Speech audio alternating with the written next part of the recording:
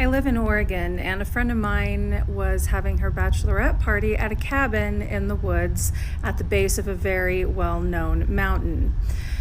I was looking forward to going. A lot of people I care about were going to be on that trip, and I thought it sounded like a really fun weekend just to get away and be in nature. And the first thing that happened when I left my house and I was just on the outskirts of town, I got such a strong feeling to turn around and grab some cleansing tools like sage, Palo Santo, whatever I had on hand. And it was so strong, I turned the car around, went home. My husband's like, "What are you doing here?" I said, "Oh, I don't know. I just had to use the bathroom and I don't want to use the gas station." Totally fed him a line because I didn't want him to get worried. It was a really pleasant drive up there, a couple of hours. You're at least in the forest for, I'd say, 45 to 50 minutes before you find this house. This house. As soon as I pull up into the garage, I immediately just have this overwhelmingly heavy feeling that I really can't explain. Two other people had arrived. They were there taking care of a lot of the organizational details, and I walked in and my two friends are standing in the kitchen here and here. These are pictures of the property. And I walk in and automatically, just with my sensitivities, I am like, there is something up there that is funky and I don't like it and I don't want to go near it. I feel like I am being stared at and it is highly dark, highly uncomfortable. And so my two friends in the kitchen are like, "Hey Meg, how's it going? We're glad you're here." I'm like, "Yeah, how are you guys doing?" They're like, "We're great." And I'm like, "Yeah. Other than the thing that's up those stairs that's been staring at you the whole time." And they were like, "Oh my God, we were waiting for you to get here because we just had such a weird feeling and we're freaked out and we wanted to know what you thought," because they know I've got like sensitivities or whatever.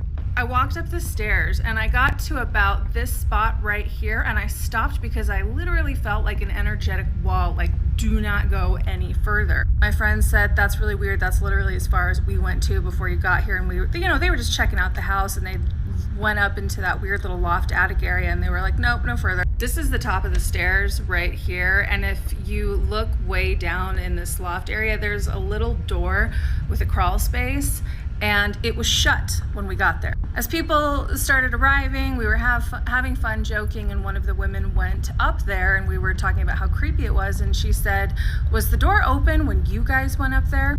The crawl space door had been opened and none of us had been up there. So that night we're just kind of settling into the house, settling into the weekend, trying to figure out what's on the agenda, trying to have a good time. But if you're sensitive, you can just tell from these pictures, the place just had a creepy vibe.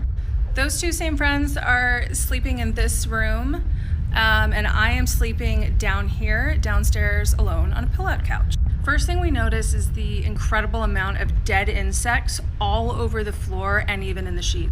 That night, one of my friends had her electronics go crazy at 3 a.m. I felt such a heavy layer of darkness. The first night I tried to go to sleep downstairs here on that pull-out couch, I felt like things were staring at me, circling me. I was this close to getting up and leaving in the middle of the night with a 2-hour drive home, rolling in at 5 a.m. with my husband, like, "What are you doing?" But I got this very clear message: you need to stay and you need to help hold up some kind of energetic barrier. I had a dream when I eventually fell asleep that the entire property was surrounded by fire, and the fire couldn't penetrate this weird line that we were all trying to hold. So I was like, fine, okay, I guess I will stay in this freaky ass house. The next morning, we're all hanging out on the balcony and talking, having breakfast, having coffee, and people start to share their experiences. People were touched. People staying in the upstairs bedroom in the bunk beds had water dripped onto their faces, coming out of nowhere, and there were no leaks in the ceiling. It wasn't raining that weekend. Later that day, when most of the crew was playing yard games, like down here in the grass, one of the women was hanging out over here, and there was a deck of cards that literally got blown, and the cards were like flung into her face. I have no idea how that happened. At this point, I am getting so drained physically and feeling so sick, I need to go lie down. I'm alone in the house again, but I'm watching everybody from outside these windows where I'm at. Gosh, I can't point. And at this point, I'm just praying. Like, I'm here for a reason. These are people that I really care about and love, and I do not want to leave them here because I feel like I can be more helpful trying to hold off whatever this thing is. I did eventually run out to the corner store to test and make sure that the physical symptoms I was experiencing were really tied to the house and not just something going on with me. And as soon as I left the house, I felt so much better, but I had to come back. People were having personality changes while at the house. Like, they would start to withdraw, go take a shower, try and like snap out of it because they just felt something come over them. What I was picking up on primarily that kind of like lived in that upstairs loft area was something that was not nor had ever been human. This sounds really crazy because I've had run-ins with some really, really dark, start with a D word kind of entities. This wasn't even that. It almost felt like not from here, if you catch my drift. But it was, what I saw in my mind's eye was almost like a spidery looking thing. And it's interesting because another woman who was there told me that they saw that a spidery looking image of this big nasty thing like crawl from up in this main area down the stairs into the loft area where we were sleeping. And what's odd is that the safe places in the house would change depending on the time of day. It's like the rooms would just start to feel off. Another person said they were almost picking up on the presence of a man, like an older man. I wasn't picking up on a person, dead or alive, definitely a thing. The second night, one of my friends and I were just so uncomfortable about the idea of going to sleep that we just stayed up kind of deliriously talking to each other until, God, it must have been close to 4 a.m. just to not be asleep and unconscious in that environment.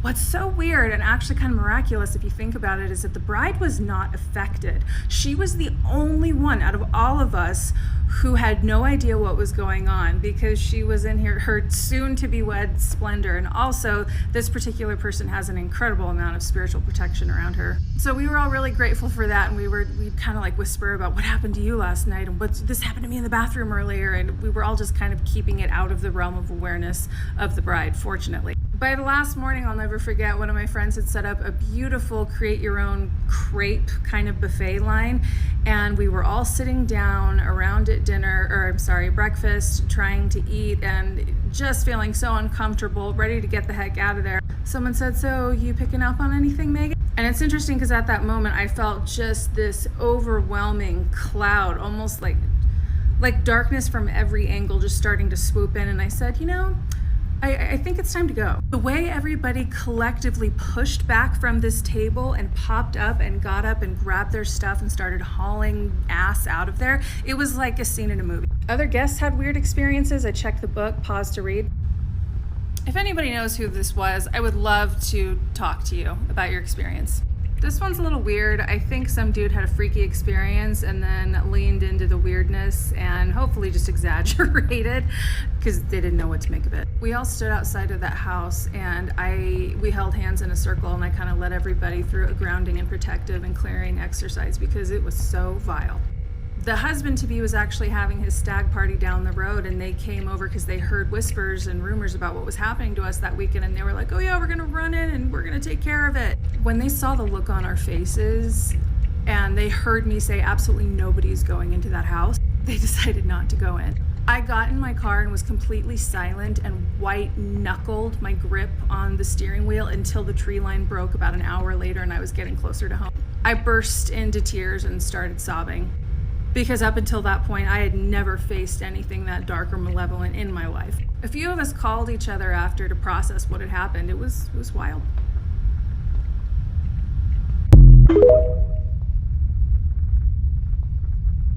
I completely forgot to mention this, but yes, I did use the cleansing tools the first night. Not a whole lot happened. But if anything, I might have just pissed it off. I knew going into it that I wasn't going to be removing or clearing anything. That was never my intention. And I knew that that wouldn't be permissible, if that makes sense. I just had to try and keep it over here until we were done with the space for that weekend. But the second night after I cleared with smoke, I came downstairs from the loft area, and one of my friends was like, are you okay? You look like you're gonna pass out. I was covered in sweat. My heart was pounding. I was drenched. I don't know if it was from running higher healing frequencies or just kind of going toe to toe with an energetic force that was just so different from me. And it was an Airbnb. This is my honest to God real-time reaction to that. I am covered in goosebumps. That house, I would not go back. Like, there's no amount of money that could make me go back and stay there. And you said in a previous comment that there were like 50 of you. There's no amount of people that would make you feel safe in that house. I cannot believe the crawl space door opened for you guys too. I'm speechless. To the people who have sent me messages or commented, where's that house? Like, I want to go, I want to stay there. Like, do not stay there. You don't even have to be a sensitive or an intuitive to have your health affected by this thing. It's not a dead person, it's not a demon, but it is not human and it's not safe.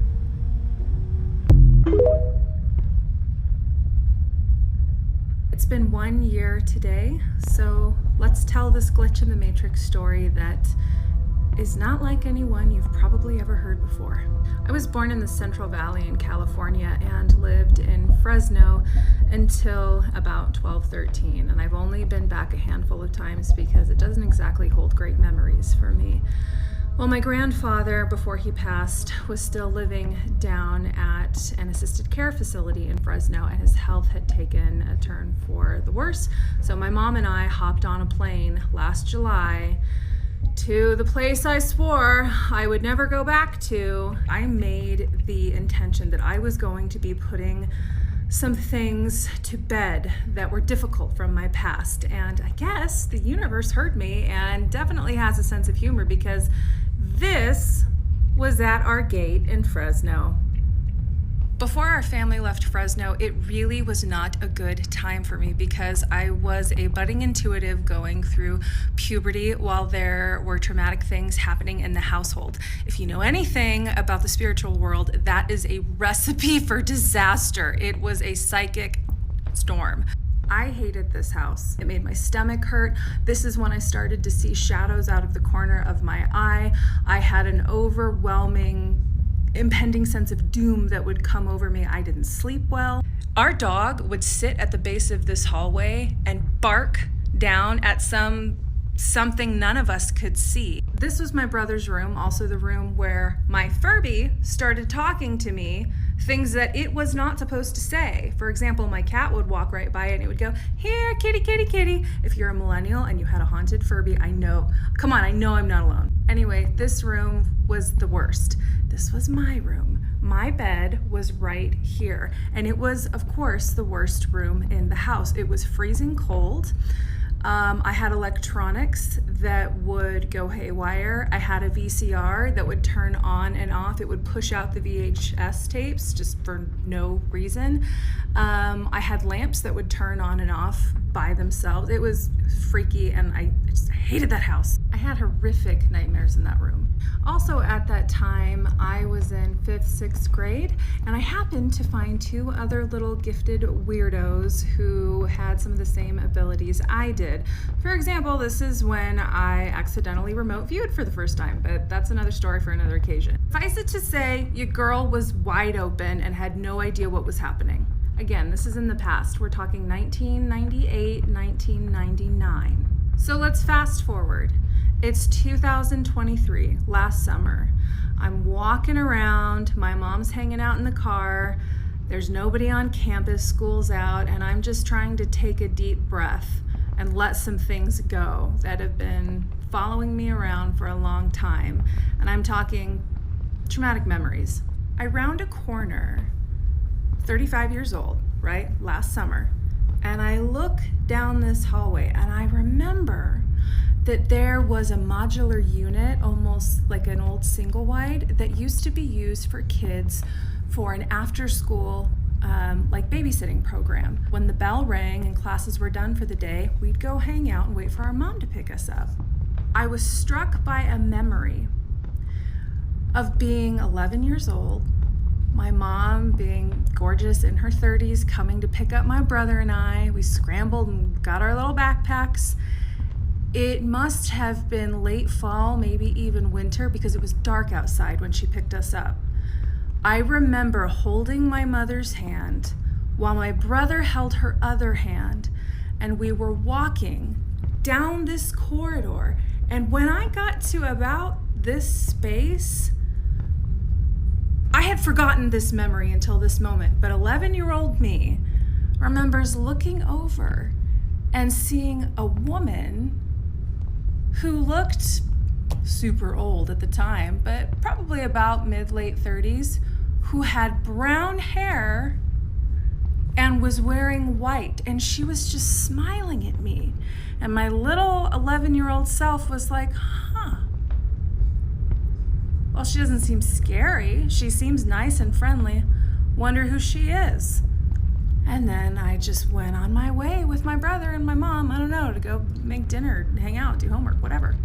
In that moment, last July, 2023, I looked down at what I was wearing. Sorry, it gets me choked up to talk about it. I was wearing white. I was the woman that I saw when I was a kid. It's not that it scares me or that that's the big deal. It's because of what happened next. So at this moment, I'm like, okay, guys, I know I said I wanted to have some healing experiences, but this is pretty crazy. And I had this feeling that you need to follow those two little kids and that young mom in whatever timeline they're in. You need to follow them home back to that house. So I got in the car and I said, Mom, we have to go back to the house. And she said, what happened? Is everything okay? And I said, yeah, everything's okay, but we gotta go. And sorry, I'm getting red just talking about it. We parked in front of this house. That was my bedroom. And I heard this instruction, call back now.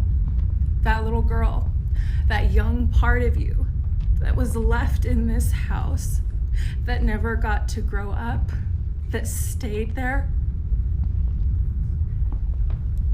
and reintegrate that piece of you that was lost. My dog doesn't like it when I get upset. Call back that piece of you that was lost to the shadow. And it's time to reintegrate all of the pieces of you that were lost. So I sat there for a minute and I called her home. So if you've ever seen a mysterious figure that you couldn't quite make sense of, that seemed inviting and kind, but never really figured it out, maybe it was you. And maybe the lesson is that the one who was supposed to save us all these years is us.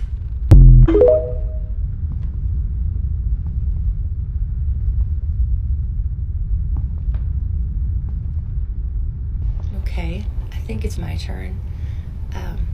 So my story takes place my freshman year of college. I lived in one of the oldest dorms on campus, so that meant the building had history behind it, and the facilities weren't really that updated. We didn't have air conditioning, and we had a community shower and bathroom sort of area in between both sides of the hallway that we all shared, and all girls floor. So it was about 2 a.m. when I finished up my paper or project, something like that. This was like 12 years ago. But I remember feeling pretty gross. I was like, I'm gonna go take a shower at an 8 a.m. I'm just gonna get this out of the way. So I walk down the hall and enter the bathroom. I quickly kind of can see and hear that I'm the only one in there. And just to kind of paint a picture of what it looks like, to the left there's sinks, mirrors, a couple bathroom stalls, and then there's also a hallway on the left perpendicular to that you would walk down that had showers. And there was probably like, I don't know, 7 of them. There's quite a few. But I always picked the one that was second to the last. I think it was like the tallest one in my mind, and I'm a pretty tall girl. So I went into that one and started showering. And everything's pretty normal. Still don't hear anyone come in or out through the door. It's a pretty echoey bathroom. But what I do hear is the sound that could best be described as like a heavy body hitting the wet tile floor in the shower area, like outside the showers. And I was kind of alarmed. I remember asking, are you okay? Hello? Is everything all right? No one responded.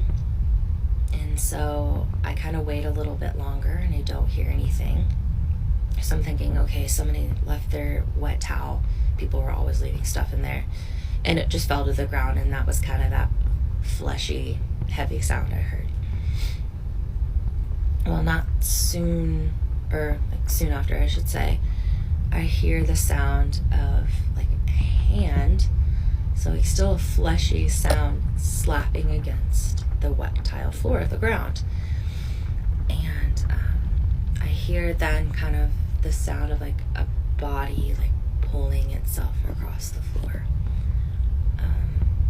I ask again, are you okay? Are you hurt?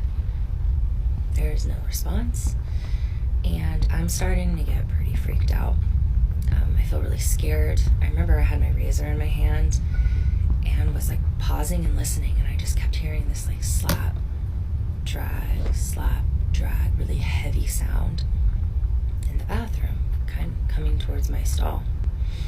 And I'm tearing up, I'm really scared and frozen, and I hear it get closer and closer to my stall, and then right outside my door it stops, the sound stops, and I'm listening, and I finally get like, I don't know, feel brave enough to peek out the door. There's nothing there. I'm like, okay, time to get out of there. So I grab my stuff and don't even bother putting on the pajamas I brought. I just put my towel around me and grab my shower stuff. In hindsight, I should have just left it all behind. But I think one more time, like I couldn't have it on my conscience that if somebody was hurt, that I left them there. So the last thing I decided to do was kind of open each shower door and make sure that no one had fallen in their shower. So I go around and I hit each door open, like the one that's after me, and I keep just going down the line, and I don't see anyone. You can see the whole shower when you knock the door open, and they very gently open and sway back closed. And so I'm like, I'm out of here. This is I was just terrified.